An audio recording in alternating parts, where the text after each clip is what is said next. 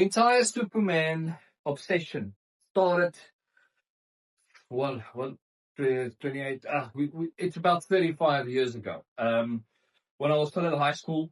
If you guys remember, you might not, but some of the guys that you remember that in 1993, DC Comics decided to kill off Superman. So it was a massive worldwide scenario. So everybody was up in arms, and eventually they brought him back because the comic book era or Superman itself didn't have a place in the modern society because Superman, as Superman, is a Boy Scout.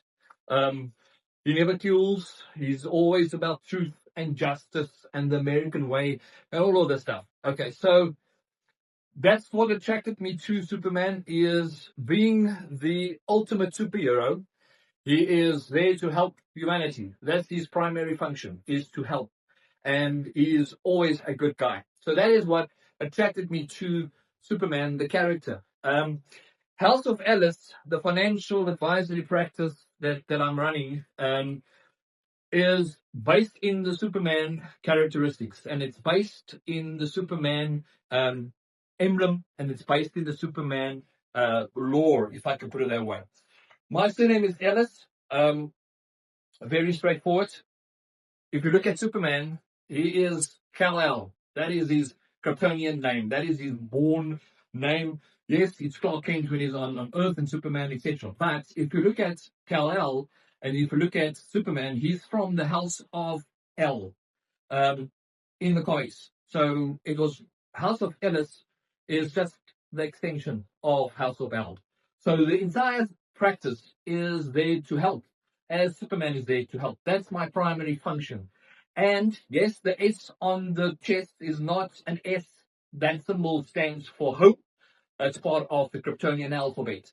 So the function that I'm trying to provide through my practice is to provide hope to individuals that is struggling, to individuals that doesn't have sufficient pension plan or sufficient financial planning or sufficient risk protection. So my job is to help and to provide hope to individuals that has lost it. Because there's a lot of individuals that I see that say, listen, it's hopeless, there's no hope, I'm going to go and stand on the corner with my little board, etc. So that's the function of how I operate, and I think that's the brand of the practice. But it all started somewhere. Okay, and it all started with this.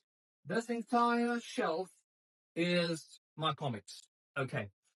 Started way back when we traveled to New York, we were quite fortunate. Midtown Comics is a comic book store that's in New York. Now, the Americans, they always do something bigger and better. So this specific store is an entire block, okay, where there's just comics. So when we traveled to New York, we usually went with an empty suitcase and we filled it up with comics. Because comics at that stage was and is still very profitable. It is still an investment, especially if you have all comics, and especially if there's key factors. In other words, they call it key issues, where it's the first appearance of somebody, or where there's something that happens important, where Superman got killed, all of that stuff. So most of these comics are Superman comics, but there's also some Batman comics, because sometimes the storylines intertwine. Sometimes you've got stories about Batman with Superman, etc. So I started with the Superman collection, built that up, but there's always some there's also some Batman comics in between. Okay. Value, if we're talking about value of the comics, it's quite valuable. Some of them are very, very valuable. And that's why most of my comics are in a folder like this. In other words, it is in a little plastic thing with a cardboard at the back, and it's sealed. Okay. This one is one of my more valuable comics. This one is a black and white Action Comics #1, when they relaunched the Superman, and the entire DC relaunched their image. So this specific comic I bought for 200 Rand, and it is, as it is now, it is worth about anything between 8 and 10,000 Rand. Okay, so in an investment, because there's only 200 of them in the world. black and white. So this is one of the type of comics which I put away and try and keep as safe as possible. Okay. But when we travel to New York, you can also see that there's a lot of old ones. Okay. Now this one, for argument's sake, this is the Detective Comics, which is basically DC. DC is Detective Comics. That's where the name comes from. Okay. So you could see this type of comic. This is a Batman comic, but this type of comics, this comes from the 60s. Okay. This is the Detective Comics, Batman, 1960s.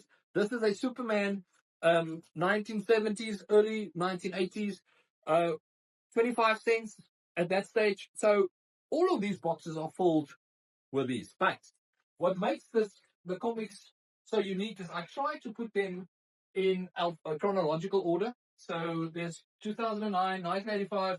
You can see, and there's a reason why these boxes are red and blue. Obviously, try to keep it to the color. So if you look at the boxes, you can see all of these boxes has got comics in like these. Okay, now you will see that there's a lot of number one comics, which is valuable.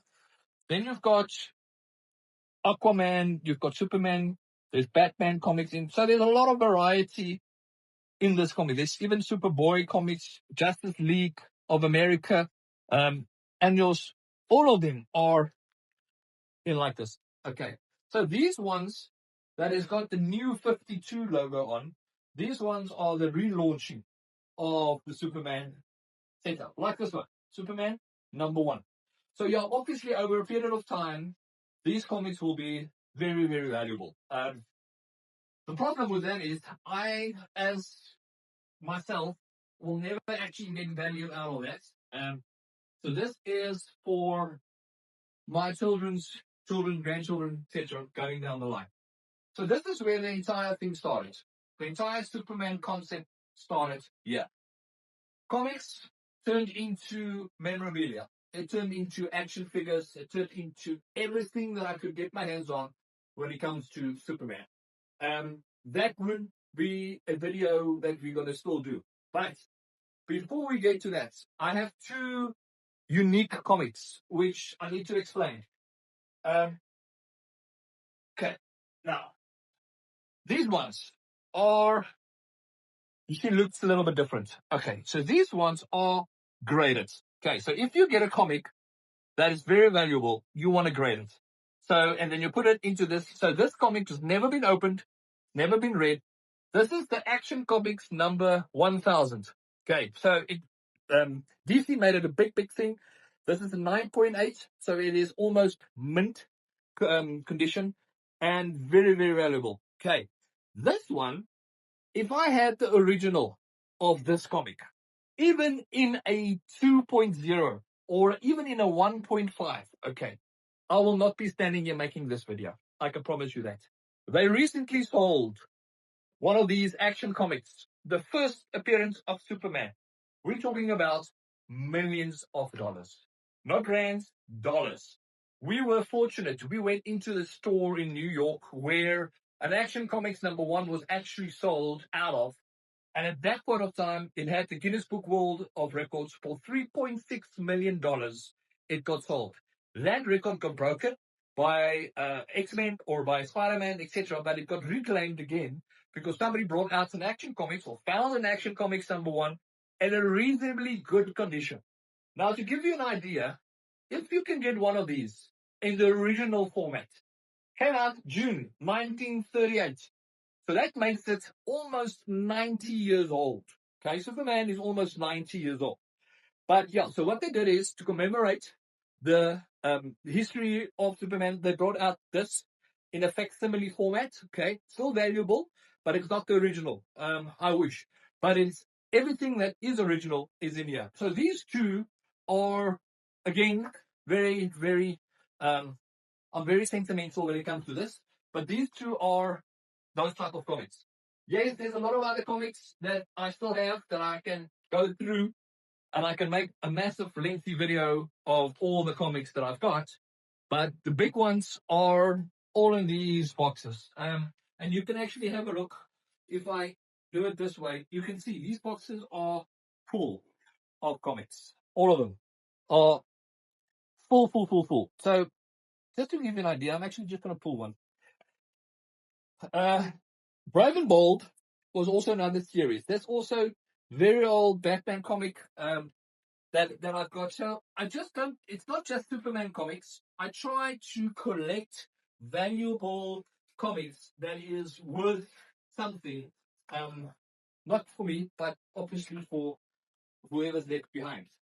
So in total, there's about 2,500, 3,000 comics. Um, these boxes are full. There's some comics in the cupboard. There's some comics there, so I still need to get some boxes for the new ones. So I just thought, let me just share where this entire thing starts. Okay. I hope you enjoyed it. If you've got questions, obviously comments on the video.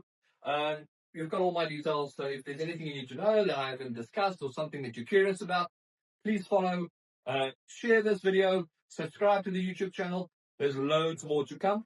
I hope you enjoyed this. Have a good one.